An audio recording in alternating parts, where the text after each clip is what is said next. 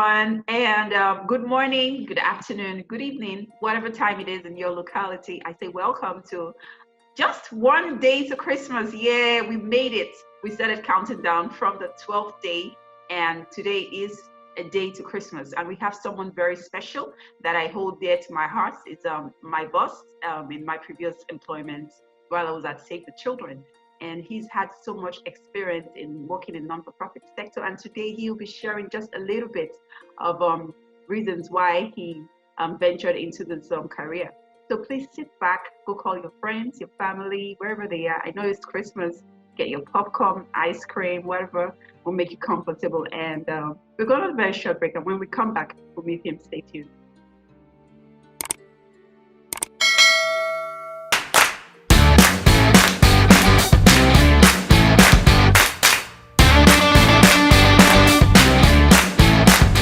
Okay, welcome back from that short break. My name is Faith Afolabi, and I'm the host for this program, Conversations with Humans in Development, and you're about to meet my guest today. So let's meet you. Good morning, sir. Oh, good morning, Faith. My name is Tunde Ojei. Thank you so much for coming on my show. Yeah. So Tunde Ojei is the country. It's a pleasure to be on your show. Sorry. Thank you so much. Thank you. So Tunde Ojei is the country director for the Center for Civilians in Conflict Nigeria program since September 2018. He has more than 23 years of experience in environmental, conservation, and international development working in Nigeria, Côte d'Ivoire, Senegal, Netherlands, and Canada. He also consulted briefly on environmental issues in oil and gas for private sector. Today has worked as leadership and management level for the sector and Nigerian Conservation Foundation as a membership and wetlands desk officer, Worldwide Fund for Nature as the assistant freshwater officer, and Wetlands International as a global capacity building team led based in the Netherlands for 7 years. He's also worked as a country director for Oxfam, Great Britain in Nigeria, and as deputy country director and director for operations Save the Children, where I had the privilege to work with him for 3 years. Tunde has extensive experience in leadership, program operations, management, stakeholder engagement. We'll be hearing a lot of that, just a bit of the iceberg, and capacity building and advocacy. He has led policy dialogues in East and West Africa and have led relevant policy reviews, and has also established several training courses in many regions on wetland management, where a pool of young wetland scientists are trained on management of wetlands. He also co-designed the relevant training models for wetlands, climate change, poverty reduction. Tunde has an MBA from the University of Phoenix and also a certified management consultant and fellow. Tunde is married to Aderonke since 1998, a geologist working with the oil and gas sector in Canada, and they are blessed with 2 sons and a daughter. I've had the opportunity to meet them. I tell you guys, they're wonderful people. So let's get to meet you. And let's know why are you so passionate about the non-for-profit sector? What inspired you on this journey, sir? Thanks, Faith. Just like every young Nigerian, my interest was not originally not-for-profit. I always had the aspiration to work in oil and gas. So even though I studied agriculture, I thought I could still get into oil and gas. Wow. So when I was doing my NYSC, fortunately in Lagos, I kept on going to a lot of oil and gas companies to try and get a spot as a youth corper. So on one of those attempts, I went to Chevron and they told me no, I couldn't get in. Oh my God. And my fiance, now my wife, was with me. We were just coming out of Chevron. Then she just pointed and said, why don't you try this conservation center across from Chevron, which was the Nigerian Conservation Foundation. Yeah, I know it, yes. We go there for short term. So, yes, beautiful, awesome place. So yeah. we drove in there, and right from the gate, we met someone of blessed memory, Ashimi, who was the conservation officer. And immediately he took me straight to the conservation manager, and they accepted me as a corper. Wow. So that's how I got into the not-for-profit sector. And what I didn't realize was that the opportunities for growth are enormous. The opportunities to be innovative, think of things to do, and you get the encouragement to do was enormous. And I then started comparing that to other, my peers that were working in, let's say, the bank. They had all the money. They had a lot of, as youth corpers, they were earning a lot and all of that. But the job satisfaction was a lot more for me because I could. And you said you've been to Lekki Conservation Center. I was working in the middle of a pristine forest, 78 hectares. So I could take a walk into the reserve and see nature. So all of that was what really made or inspired me to really think, yeah, I could make the best out of this. Wow, that's quite interesting. So did I say Merry Christmas to you? I know this is Christmas, so we don't want to take your time, right? And we're also going to have some fun here. We just want to get to know you. So we'll be asking you some yes and no questions, but we'll take one question and then we'll play again with you. Okay, so we just want to, yeah. So I'd like to know, so while you were serving at the Conservation Center, did you do any course on NGO management? So how did you move out from there to your next employment? I think one of the things, the first thing, I'm a very religious person, so everything I always say, God made a way. But of course, faith without works. I wasn't referring to you though. Faith without works doesn't really work. So I think one of the things that I realized on time was that because there were windows of opportunity, I needed to actually create a path for myself. So at that point in time, there was this growing interest in biodiversity conservation. And it was almost a buzzword. Biodiversity. And back then, when you drive from ExxonMobil all the way to Morocco it was just, there were no houses. It was just swamp. Yes, it was just swamp, beautiful, pockets of water, and those were wetlands. And I just realized that there was very little information about wetlands. And so just a few centers. There was a wetland center, I think it was in River State, but we did not have like a dedicated program on wetlands.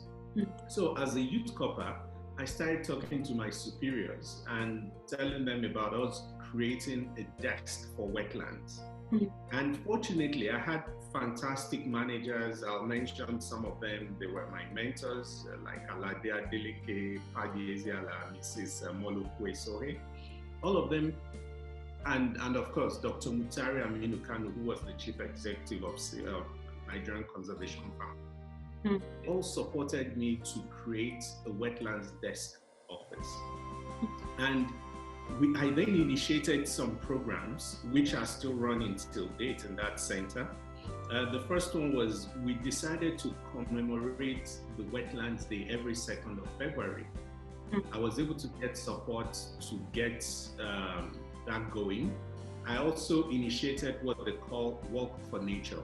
Walk for Nature started really small, but today at the Lekki Conservation Center, it's highly subscribed to by corporates who use it as a day to promote their organizations. But then, when you see these heads of people walking that whole Lekki Express with banners talking about issues on the environment, it gives something, like somebody thinks, I should be more, conscious about my environment. So I started doing things that I realized were needed or were not there, and I got all the support I needed to do that. So that for me was one of the things that helped me to grow. Now, because I was now doing something, and other partners to the Nigerian Conservation Center, international partners, observed this, and that recognition started coming in. So I think within a year of my serving, I got the first international Award. training course. I was invited to a training course. I remember very well. I think it was more like a training course that nobody wanted to go for because there was no flights. It was to be in Togo, and we were told there is no ticket. You had to go by road. Oh. So I went to what's that place, Oshodi, and took a bus. I went by road. Okay. And when I was at that training, there was one of the trainers that couldn't come because of visa issues. Oh, wow. And so I was listening to the organizers talk about, oh, we don't have somebody to deliver something on fundraising. Then I told one of them, I said, I've been doing fundraising for NCF. I can actually do it. Wow. You can imagine this guy who just finished NYC like less than a year, and he wants to stand in front of other colleagues from other countries to talk about fundraising for environmental conservation. And the man said, okay, here is the file, here are the presentations, prepare for it, go ahead, go for it. And Faith, it was tough, but I did it. Wow. What I did not realize was that while I was doing that, other people were recognizing me. And so within 2 months of returning to Nigeria, the same organizers sent me an invitation to go to the Netherlands for 8 weeks of training on wetlands conservation. And so I went to the training on wetlands, and of course, as usual, what I observed is that a lot of young people today do not want to step up to, when an opportunity presents itself, because we're usually very shy. Yeah, or afraid of the unknown. Oh, somebody else will probably do it. But in my own case, I think I was inspired by the fact that I didn't study medicine, I didn't study pharmacy, I studied fisheries management, actually, not even Greek economics. And I didn't want to just sit with that. I wanted to make a difference. And so I was able to actually have that opportunity. And from that opportunity, it just opened up tons of other opportunities for me. And when I came back from that training from the Netherlands, another international partner invited us to be part of the WWF College Conservation Leadership, which I will still tell you the story of something that also happened there. Or do you want me to continue? Okay, maybe let's play this game and then we'll come back. Let's keep our guests in suspense. Okay, all right. That's a lot. I actually pick up something from what you've said. Never be afraid to take up challenges, because you never know what's kind of coming from that. Don't be afraid to take up challenges. If they ask you, can you do something, say yes, and then try to do it. I've learned that from some of my mentors, and you're saying it again. And so this is something I too had to take. So sometimes you just see some responsibility as big, but when you start, then you see that it's not as difficult as you thought it was, really. You're just afraid of failure, afraid of what people will say. But those, hey, things happen, That's awesome. Okay, so I'm going to be asking you your questions just to get to know a bit of you. So this one is funny. Have you ever laughed at a funeral before? No, because I'm a very emotional person. So okay, so you don't want to try. Rather than laugh, I probably tear up a bit. Okay, have you ever had braces on? No, okay. but my 2 children, they have it, so I'm learning from their experience. Okay, cool. Have you ever fallen for an April Fool's joke? Oh, of course, many of us, especially in primary school, yeah, absolutely. Okay. Have you taken part in a protest? In a protest. In a protest? Yes. Of course. Would anybody that passed through a university in Nigeria, I mean, we always have numerous opportunities to be part of protests. Yes. And okay. Continue. Okay. Have you ever cut up a tag from a mattress before? No, I don't think so. Okay. Can you stand on your hand? I don't think I would even try it, Faith. I don't think I would even try it, to be honest. All right. Have you ever lost your wallet permanently? No, I'm a very careful person. In short, my wife sometimes complains about my always, trying to keep everything like, yeah. So Wow. I've never lost my wallet actually. Okay. Have you ever been robbed? To God's glory, no. Okay. Have you gone to a safari before? Yes, I have. Okay. Have you ever been chased by a wild animal? Well, maybe it's an assumption. Maybe I wasn't even chased by the animal, but I was running from the animal. That was a snake in the Lekki Conservation Center. But you didn't see it. Did you see it? I actually saw it. Like when in the corner of your eyes you see something and you just assume it's coming for you and you just start like zooming. Yeah, I just didn't want to know whether it was coming my way or it was going further into the bush. Yeah. Okay. And the last one, have you cried because of your favorite sports team lost? Never. Okay. So fantastic to know a bit of you, sir. So we'll move on to your story. You wanted to share something with us, so we'd like to know a bit of that part. Yeah, it's just another experience that actually shows that when opportunities come, we should just grab it and go for it. Mm-hmm. This happened in the Philippines. I went for a WWF college training on leadership, mm-hmm. and when it brought like young scientists from all the WWF offices, and I was fortunate to be there with another colleague of mine from Nigeria. So over dinner, one guy who is also my mentor, Andreas Wutzer, he's from Austria.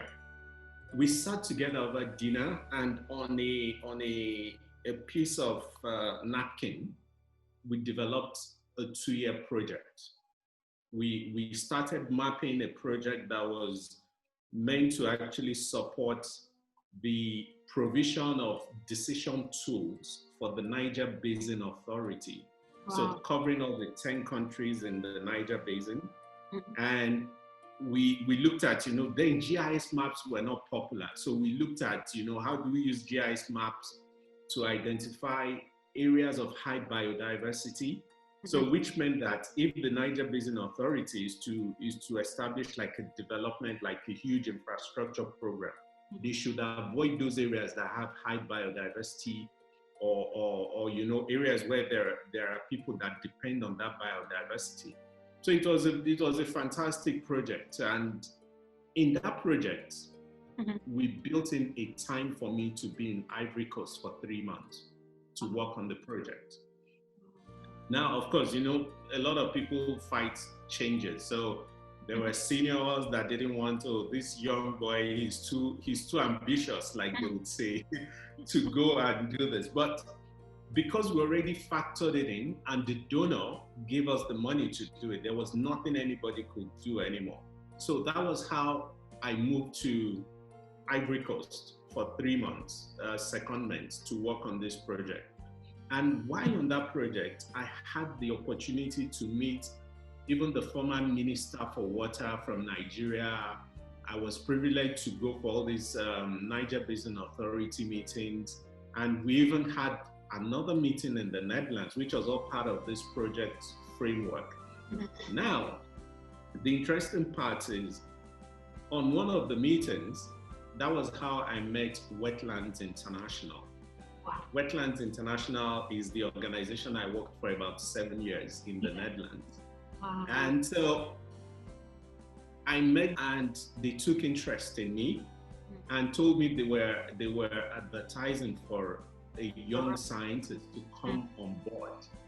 And they asked me if I was interested, and I said, oh yes, I am. So I finished that 3 months work in Ivory Coast, came back just less than a month after I was invited to an interview in the Netherlands. And so I always tell people, you don't need to go abroad outside Nigeria to get a job, international job. You can get it from here. It's just that you need to package everything and showcase what you are able to do. So I went for an interview, and about 2 months or thereafter, I got a job in the Netherlands. That was my first international job outside Nigeria. And, you know, from that job, I started that job as what they call a specialist group coordinator. So specialist group coordinator was that I was responsible for about 23 professors, you know, these old ornithologists. Ornithology is the study of water birds. And so you can imagine this young guy from Nigeria being responsible for all these professors who talk about pelicans, cormorants, yeah, exactly, all those water birds. And I was able to do that for 3 years. And at the end of that contract, there was the opportunity to start a capacity building program for Wetlands International. And that was how I was made the head of capacity building program, still based in the Netherlands. And one of my main missions that I was very particular about was to build a pool of young wetland scientists in Africa to become trainers of other people that had an interest in wetlands management. Because Africa's wetlands are rich, and there are a lot of endemic species in African wetlands that are not common to other areas. And if you check what wetlands are, a lot of the water birds from Europe come in winter to Africa to winter here, and then they fly back when the weather improves. So we have to maintain this ecosystem for a lot of reasons. It has ecological services it provides to us. But you know, if you're looking at it from afar, you don't realize the beauty of this. So for me, I was also enjoying the job because it was just rich. Let me just use that word. And so from being the head of capacity building and building a pool of, because one thing I have passion for, I always like to see young people grow. Yeah. So one of the things I love sorry? I said, that's why you're on the show today.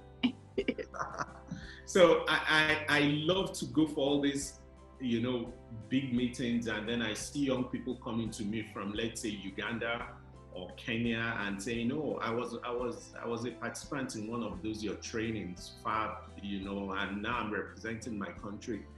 And so I set up a pool of young, even Nigerians were part of those that I trained. So what I did was I set up a Francophone and Anglophone training. The Anglophone training was in Kenya at the Kenya Wildlife Service Training Institute, and the Francophone was in Senegal.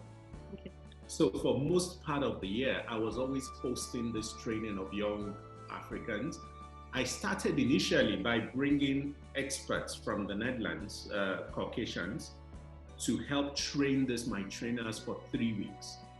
And after we did the training and did the evaluation, I started using those people I trained to be the trainers for the program going forward. And that has been really phenomenal.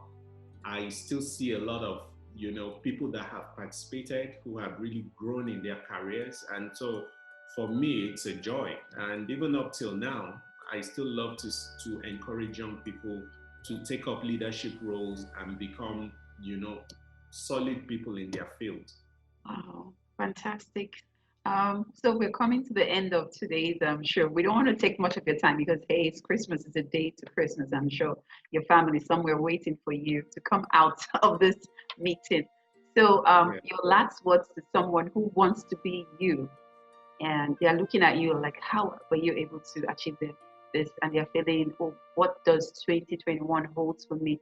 What kind of advice will you give to them? And also, if you've had challenges in this journey, at one point in time, you wanted to throw in the towel, what kept you going? And we'll call it a day. I think one thing, I'll start with the advice. I think the first thing is, like we said, you know, take every opportunity as if it's the last one you're getting.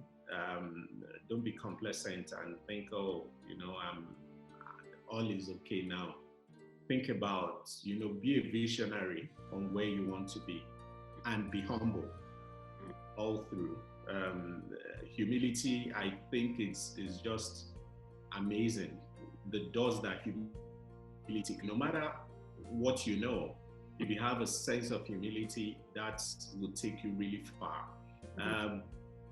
And then, one thing that a lot of us don't take advantage of is networking. Networking is very crucial. Yeah. A lot of the mentors that I have today, they've been instrumental to a lot of things I've been able to go for and I've been able to achieve. I remember one training, I think it was the leadership training I went for. The first thing they gave us when we got in was a complimentary card holder. Blank.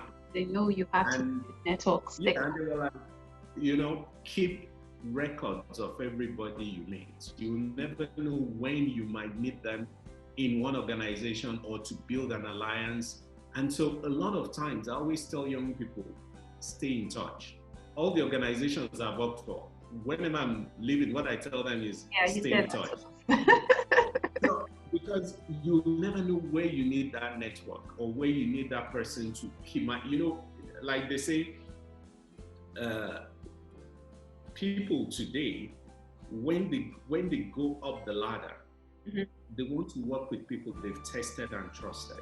Sure. And so there are some that will pull, that's why in some organizations, you see that when somebody is in a particular position, then a lot of people they worked for, start trying to get in, and it's because that person has tested them. So let's make sure that we maintain contact. The other thing I wanted to talk about quickly, Faith, is in mentorship as well. Don't wait for your mentor to be driving the process. Be very clear on where you want to go, because your mentor is not supposed to be the one that will be calling you up and say, hey, X, have you done X, Y, Z? You should be the one giving your mentor what you've achieved based on the plan both of you have. But the common thing is somebody will say, oh, Tunde, he doesn't help Ojari, or he doesn't have time for me. Be mindful that a lot of those people have tons and tons of things they're thinking about. But then, in that little window, once you're able to, step in and say, this is where we are, it shows that, and you will constantly be on their mind, and they would always want to support whatever you're planning to do. So that's something I felt I should mention. I think, what was the last question you asked? Sorry. Have you ever felt like giving up before? And if yes, what did you do to stay? I have. Remember I said when I was starting this that most of my friends back then got into the banking sector, and because they were making good money. And at some point, I applied to banks. In short, one of the remarkable experiences was that I'll not mention the name of the bank, but I got to the stage of meeting the chairman of the bank. Guess what? The day I was to meet the chairman of the bank was the day I was to travel to Ivory Coast for that 3 months posting. Wow. Then my wife looked at me and said, you know what? I would always remember, and I always tell her I owe this a lot to her and God, because she looked at me and said, you know what? It's not really how fast, but how well. This is an opportunity you've developed, you've craved for, and you've designed. Go for it. When you come back, I'm sure there'll be more things. And so it was either I went for this bank, which I wasn't even sure I was going to get the job. I would have gone for this interview and missed the opportunity to go to Ivory Coast for 6 months. Yes. Or I might have even, anything could have happened. The banking may not be the thing for me. I may have messed up in your personality. Exactly. Maybe because you need patience to deal with customers too. Absolutely, exactly. So I am just happy that, she was the voice of reasoning for me to say, man, think through this and then I was on my way to the airport, to go to Ivory Coast instead of going to this bank interview. I remember very well, it was to be on a Saturday afternoon. But of course, the rest is history. Awesome. Wow, this is rich. This is so wonderful. Thank you for this Christmas gift for me and everyone watching. I'm sure someone has been inspired. Guys, I'm sure you're actually saying, wow, like just as I am. And so we want to say thank you to our guest, Mr. Tunde Ojei, Country Director for CIVIC, that's for short, for the Center for Civilians in Conflict Nigeria program in Abuja. So we just want to thank you so much for your wealth of experience. You've actually inspired a lot of people there. I'm sure they will use every single tip you've given, from networking to having mentoring, taking up responsibilities regardless of if you can do it or not. So we want to say thank you for coming on this show. We wish you a Merry Christmas and Happy New Year, and regards to your family as well.